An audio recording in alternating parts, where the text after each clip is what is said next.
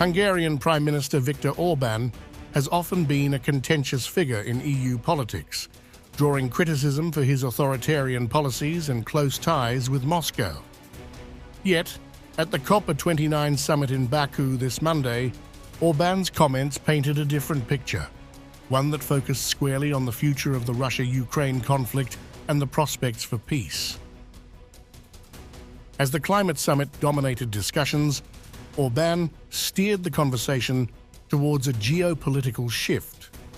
The Hungarian leader expressed renewed hope for peace, referencing the outcome of the recent US elections as a game-changing moment in global politics. Orbán's statement, however, was not just about the US election. It was a strategic endorsement of Donald Trump's foreign policy record. According to Orbán, Trump's leadership could be the key to resolving the war in Ukraine. At the climate summit, where the focus was expected to be on environmental policy, Orbán quickly pivoted to geopolitical matters, revealing his belief that peace was now closer than ever. The tomorrow meeting will be a little bit strange, because of course we will speak about the climate change. We are here for that. But you can be sure that on the corridors, everybody will speak about something else, mainly about what could be the consequences of the outcome of the United States election. There are many diverse opinions, of course, but one point seems to me quite common, that we all think that now the chance for peace is bigger than any time earlier. Because it's not just a hypothetical idea, because we have an experience of 4 years real presidential term of Donald Trump as President of the United States. And on the international arena, he was always in favor of peace. For Orbán, the prospect of a peace deal seems tangible with Trump's return to the White House. Orbán continued, offering a rare moment of optimism in a year marred by ongoing violence and geopolitical instability. It was a clear indication that Orbán, who has been an outspoken advocate for a negotiated ceasefire between Ukraine and Russia, believes Trump's leadership could be the catalyst that finally brings both sides to the table. Orbán's position is rooted in his long-standing push for diplomacy over military escalation. Over the past 2 years, he has consistently argued that the war in Ukraine could only be ended through dialogue, not through further escalation by the West. His repeated calls for a ceasefire have made him a controversial figure in the EU, where many leaders, including Ukrainian President Volodymyr Zelensky, have held firm that only a decisive military victory could ensure Ukraine's territorial integrity and its future within the European fold. For Orbán, however, peace requires the space for communication, which can only be created through a temporary halt in hostilities. The precondition for every peace is communication. The condition of communication is a ceasefire, he stated bluntly in a recent speech, explaining that both sides of the conflict needed time to negotiate and find common ground. While Orbán's words may be seen as a glimmer of hope for those advocating for peace, they also reflect the ongoing divide within Europe.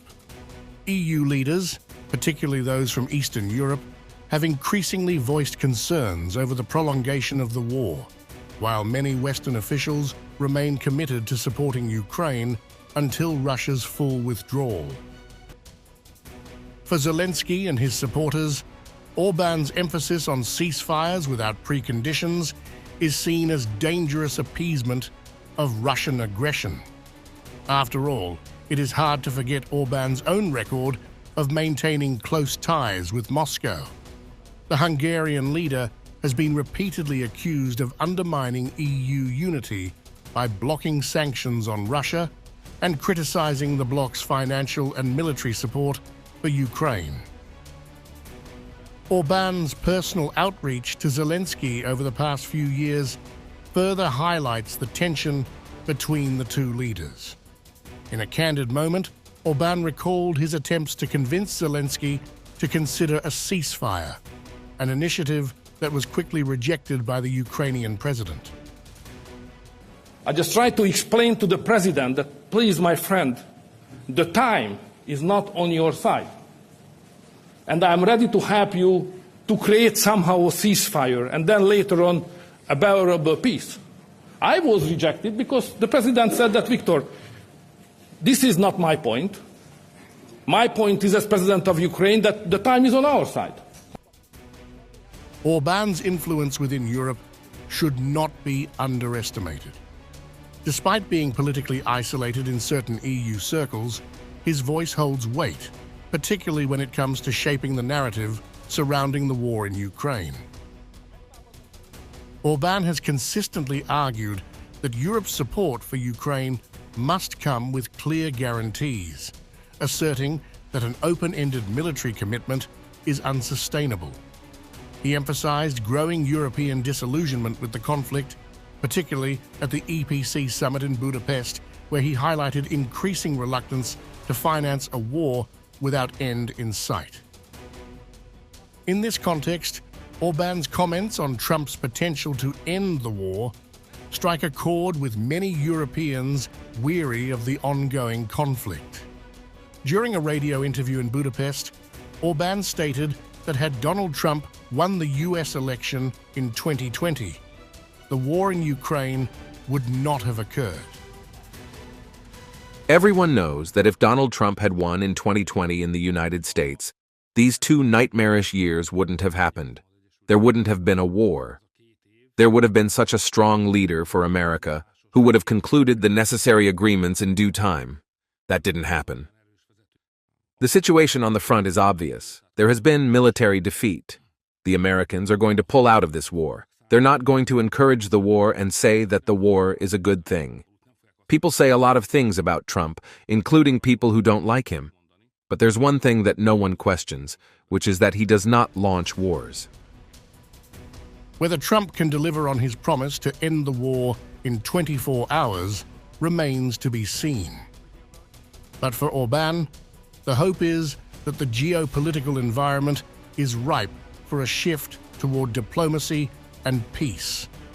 For him, the US election represents not just a political event, but a turning point that could bring an end to one of Europe's most devastating conflicts.